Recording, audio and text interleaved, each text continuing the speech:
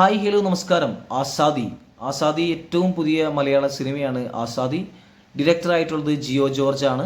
കഥ, തിരക്കഥ, സംഭാഷണം സാഗർ ഹരി. മാൻ, ജാതി സ്ക്രിപ്റ്റ് കുംബാരീസൊക്കെ എടുത്തിട്ടുള്ള ഡയറക്ടറാണ്.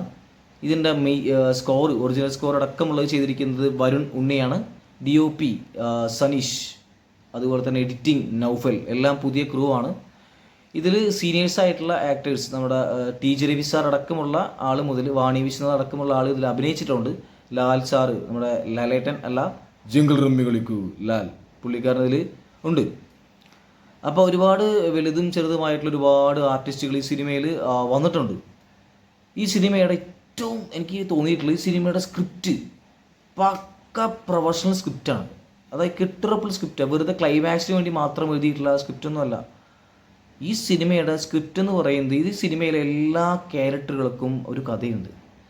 ഈ സിനിമയിൽ അഭിനയിച്ചിട്ടുള്ള ഒരു ജസ്റ്റ് ചിലപ്പോൾ ഒരു മിനിറ്റ് ആയിരിക്കാം, ഒരു സെക്കൻഡ് ആയിരിക്കാം, അഭിനയിച്ചിട്ടുള്ള എല്ലാവർക്കും ഇതിൽ സ്റ്റോറി ഉണ്ട്. അവർക്ക് അവരുടേതായിട്ടുള്ളൊരു കഥയുണ്ട്. അതാണ് ഈ കെട്ടുറപ്പുള്ളൊരു സ്ക്രിപ്റ്റ് എനിക്ക് ഫീൽ ചെയ്തത്. കാരണം ഒരുപാട് പറയാനുള്ള കാര്യങ്ങളൊക്കെ തന്നെ പുള്ളിക്കാരൻ പറഞ്ഞിട്ടുണ്ട്. പിന്നെ ഇതിൽ പ്രത്യേകിച്ച് സ്റ്റോറി എന്ന് പറയുന്നത് വലിയ സംഭവമുള്ള സ്റ്റോറിയൊന്നുമല്ല. ഒരു ഗർഭിണിയായിട്ടുള്ള ഒരു യുവതി, ആ യുവതിയെ ഹോസ്പിറ്റലിൽ നിന്ന് കിടത്തണം. പോലീസ് കസ്റ്റഡിയിലുള്ള ഒരു യുവതി, ആ യുവതിയെ ഹോസ്പിറ്റലിൽ അഡ്മിറ്റായിട്ട് പ്രഗ്നൻ്റ് ആണ്. അപ്പോൾ അവിടെ നിന്ന് ജമ്പ് ചെയ്യിക്കണം. അതിന് വേണ്ടിയിട്ട് അവരുടെ ഒരു ഫാമിലി അല്ലെങ്കിൽ അവരുടേതായിട്ടുള്ള ആളുകൾ കുറച്ച് ഈ ട്വിസ്റ്റുകളൊക്കെ ഉള്ളതുകൊണ്ട് ഞാൻ മുഴുവൻ പറയുന്നില്ല. ഇതാണ് സ്റ്റോറി ലൈൻ വരുന്നത്. പക്ഷേ ഈ സ്റ്റോറി ലൈൻ ഇത്ര ചെറിയൊരു സ്റ്റോറി ലൈൻ ആണെങ്കിലും ഈ സിനിമയിൽ ഒരുപാട് ക്യാരക്ടറുകൾ വരുന്നുണ്ട്. ലാലിനൊക്കെ അറിയാലോ. ലാൽ എന്ന് പറയുന്ന ഒരു ആക്ടർ, പുള്ളിക്കാരൻ്റെ ശബ്ദം മാത്രമല്ല, പുള്ളിക്കാരൻ്റെ ബോഡി ലാംഗ്വേജ് ഒക്കെ നമുക്ക് പല സിനിമയിൽ കണ്ടതാണ്. പല സീനിലും പുള്ളിക്കാരൻ്റെ ആക്ഷന് മാത്രം കുറച്ച് ബുദ്ധിമുട്ടുണ്ട്. ബാക്കിയെല്ലാം ലാലിൻ്റെ നമ്മുടെ ഇപ്പോൾ ബ്ലാക്ക് എന്ന സിനിമയിൽ പുള്ളിക്കാരൻ്റെ ആ പരിപാടി നമുക്കറിയാം. എനിക്ക് പെട്ടെന്ന് ഇത് കണ്ടപ്പോൾ ഓർമ്മ വന്ന ആ സീനാണ്. അതുപോലെ ഒരുപാട് സിനിമകൾ ചെയ്ത് വെച്ചിട്ടുണ്ട്. ആ ഒരു സാധനം പുള്ളിക്കാരൻ ഇതിൽ പലയിടത്തായിട്ട് കാണിക്കുന്നുണ്ട്. പുള്ളിക്കാരൻ്റെ ആ ഒരു ഇറ്റ്സ് ഒറ.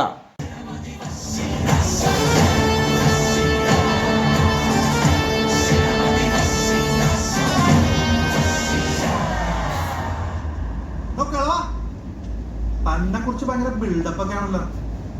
തന്നെ ഞങ്ങൾ ഇവിടെ അങ്ങ് തീർക്കും.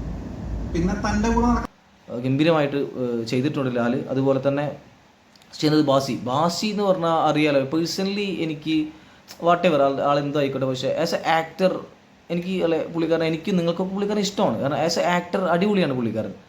ബാസി ഫാമിലിയാണ്, പുള്ളിക്കാരൻ്റെ കൊച്ചുമോനാണ്. ആ ഒരു സെൻറ്റിമെൻറ്റ്സ് ഒന്നുമല്ല ഈ സിനിമയിൽ. ബാസി അല്ലെങ്കിൽ വേറെ ആരാണെങ്കിലും ചിലപ്പോൾ കുറച്ചുകൂടി നന്നായേക്കാം, ചിലപ്പോൾ കുറച്ചുകൂടി ഡിമ്മായേക്കാം.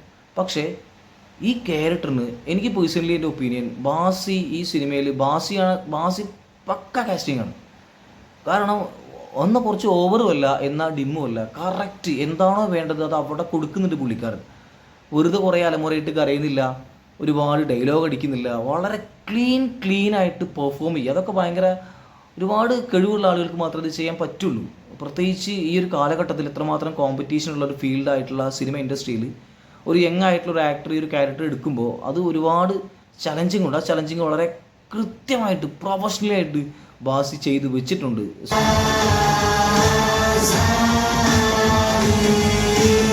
സോ ഗംഭീരം വിത്ത് സ്ക്രിപ്റ്റ് ബാസി നൈസായി വെച്ചിട്ടുണ്ട്. പിന്നെ ഇതിൽ ഞാൻ പറഞ്ഞു ലാൽ നന്നായി ചെയ്തിട്ടുണ്ട്. അതുപോലെ തന്നെ ഇതിൽ വാണി വിശ്വനാഥ് ഒരു ഓക്കെയാണ് പുള്ളിക്കാരത്തി. അല്ലെങ്കിൽ ആദ്യമൊക്കെ കുറച്ച് ബോറടിയായി തോന്നി. കാരണം വാണി വിശ്വനാഥിൻ്റെ ആവശ്യമൊന്നുമില്ല ഈ സിനിമയിൽ തോന്നി. പക്ഷെ പിന്നീട് എന്തുകൊണ്ട് വാണി വിശ്വനാഥ് എന്നുള്ള പരിപാടി പുള്ളിക്കാരത്തി കാണിച്ചു തരുന്നുണ്ട്. ആ ഒരു റീഫിൽ ക്ലബ്ബിലാണ് പുള്ളിക്കാരത്തി ഒരു കംബാക്കായിട്ട് വന്നിട്ടുള്ളത്.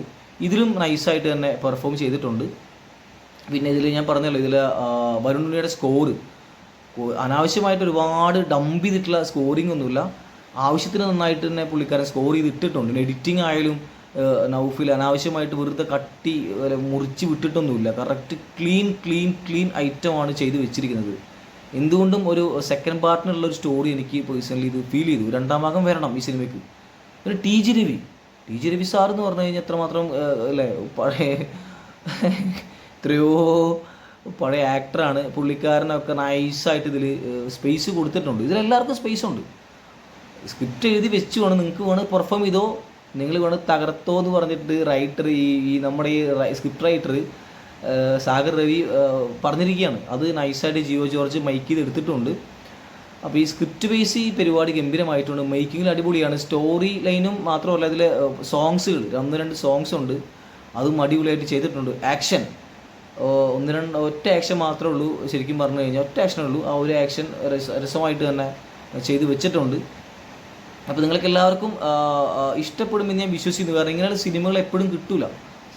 ഇതൊക്കെ റയറായിട്ടുള്ള പീസുകളാണ്, റയർ പീസ് സ്റ്റോറിയാണ് ഇതൊക്കെ. കാരണം നമുക്ക് എന്ന് വെച്ചാൽ ഒരുപാട് ബോറടിയില്ല, ഒരുപാട് ഗംഭീരമായിട്ടുള്ള പ്രതീക്ഷയില്ല. ജസ്റ്റ് നമ്മളൊന്നും പ്രതീക്ഷിക്കാണ്ടാക്കി സിനിമയ്ക്ക് പോയി കഴിഞ്ഞാൽ ഉറപ്പായിട്ടും ഈ സിനിമ നിങ്ങൾക്ക് ഇഷ്ടപ്പെടും. എനിക്ക് നരിവേട്ടയെക്കാട്ടിലും ഏറ്റവും മികച്ച പ്രതികരണം കിട്ടേണ്ട സിനിമയാണ് ആസാദി.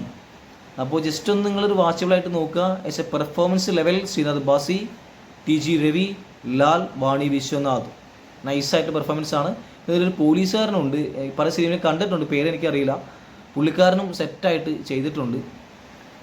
പിന്നെ ഇതിൽ